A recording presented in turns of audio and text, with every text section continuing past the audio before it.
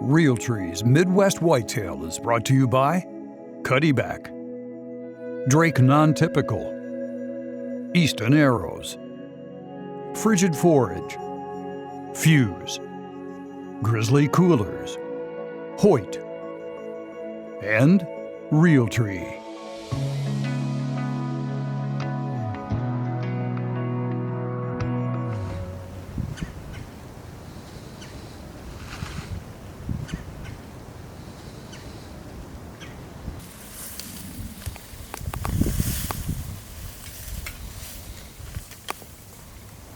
We're trying to creep along here and get back in the timber to hang a couple stands, and we just bumped this little yearling buck out of this brush.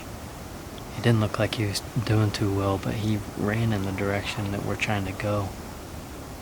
And because we're trying to push tight into this bedding area this afternoon, I don't want him to get the other deer up on their feet and watching where we're walking in, so we're going to hang out for a few minutes and hopefully he either gets way back in there or works his way off one direction or another.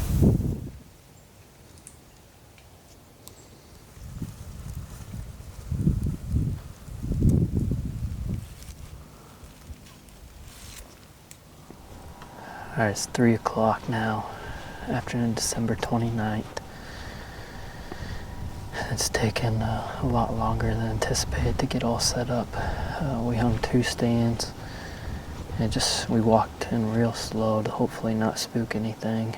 And then this tree was just a little bit awkward. I wanted to hang the stands. There's just no cover in here. It's late season, obviously. And this is a split trunk tree, so I wanted to hang cameraman stand and hunter on the back sides of these trunks from where I expect the deer to come from. Just so me and Grant both have the trunk to help hide us as the deer are coming. That's one of the biggest challenges of late season, is not having that cover, especially if you're dealing with a lot of deer. So hopefully that'll help a little bit. We're hunting this narrow little pinch. It's actually some turkeys walking through the grass. It's actually the same tree that Mike shot that prodigy buck out of, but we've both hunted it multiple times.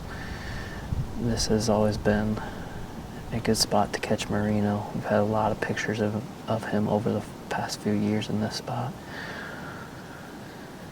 So we'll see. It's an aggressive move for sure, but the season is winding down, and I think it gives us our best chance to kill him with a bow anyways before he gets out into the more open area. This little pinch point, a lot of it's in bow range, and like I said before, I'm sticking with the bow this late season, not taking the gun, so I think this gives me my best opportunity of getting a shot.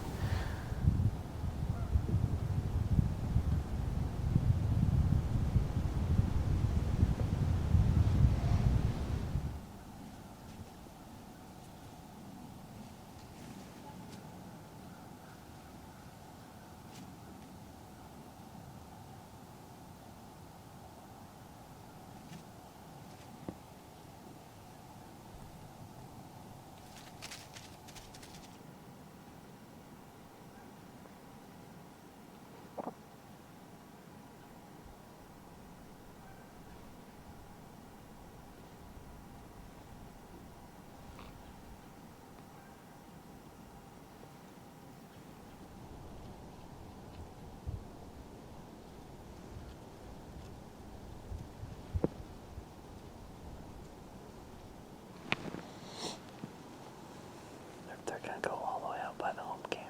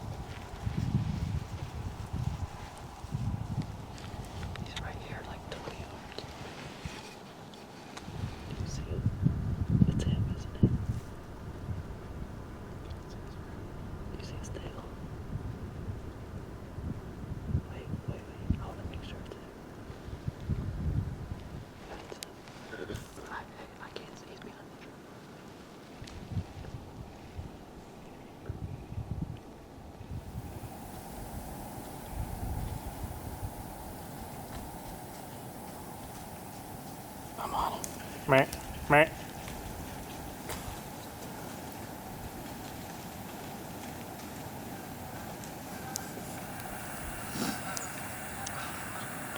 They might settle down.